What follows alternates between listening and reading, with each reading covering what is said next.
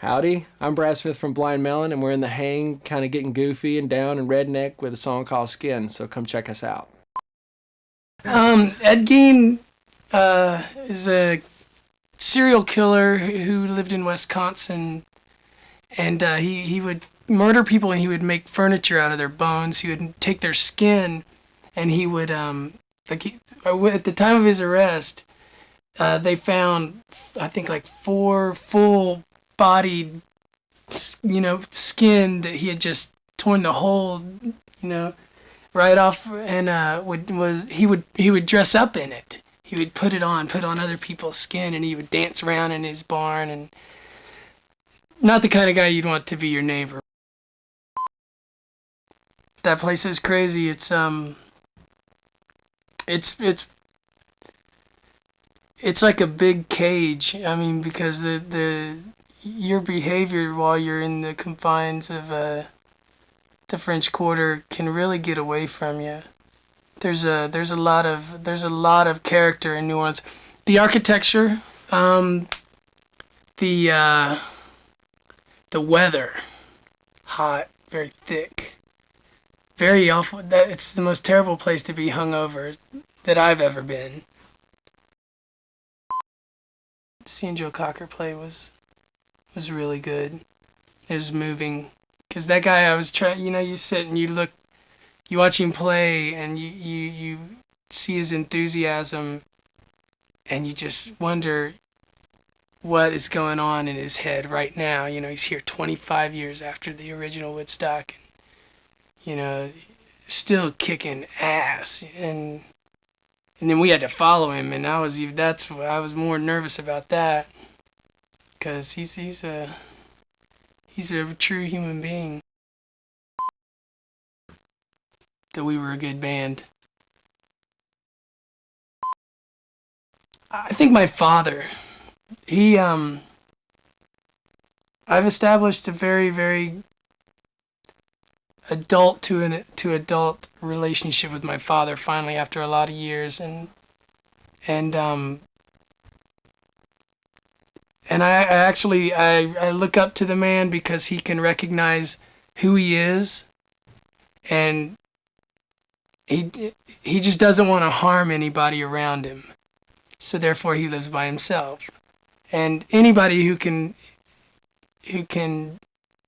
anybody that can sit back and realize every fault they have or every quality they have, I mean, that's a human being right there. So I'd have to say my dad.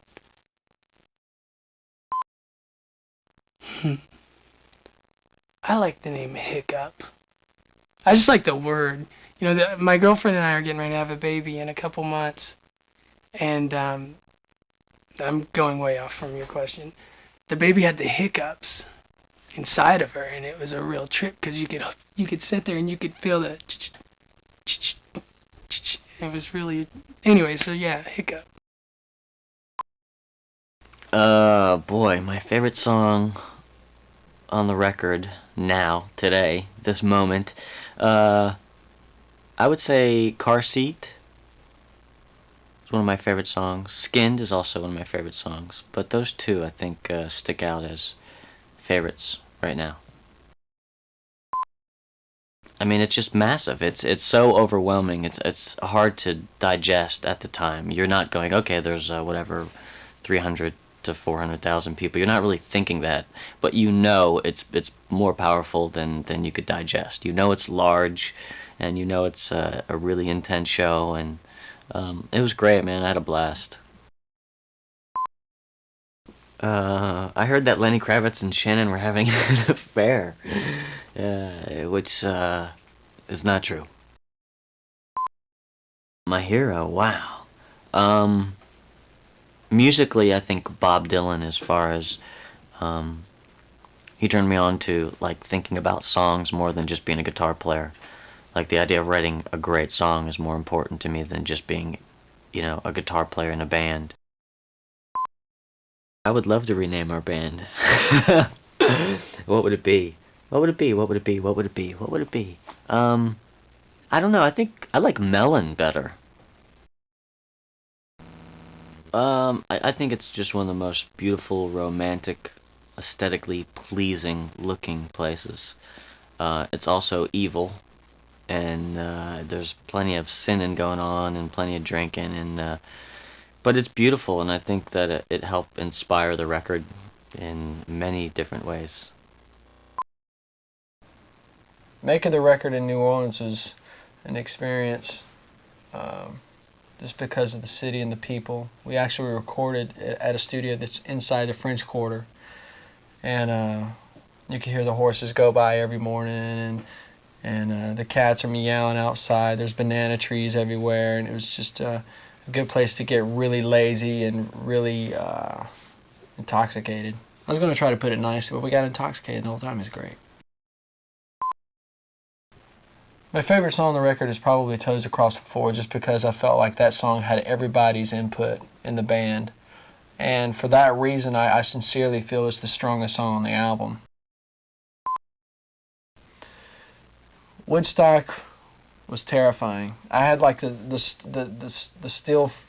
still frame thing happening, like I was doing like the strobe effect in my hands and stuff. I felt like it wasn't even me playing. I was watching myself play. You know, I got to the point where I was kind of freaked out, to the point where it's like I was watching my hands play the bass, and I didn't feel the connection between here and here. You know, it's strange, but it was a blast, man. Looking out across all those people was a once in a lifetime thing.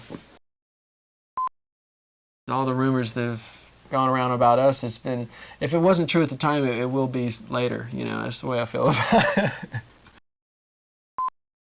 Yeah, I got a hero. His name is Podge, Ryan Hodgson. We call him Podge in Seattle, and he's just he's the artist purist. He's not getting corporately involved in that whole thing, and I kind of envy people like that, because it's a rough life. But I don't think he would know how to get politically and involved with business and stuff. But the guy is a one-of-a-kind character. I like one-of-a-kind characters. They're all heroes to me. Catfish.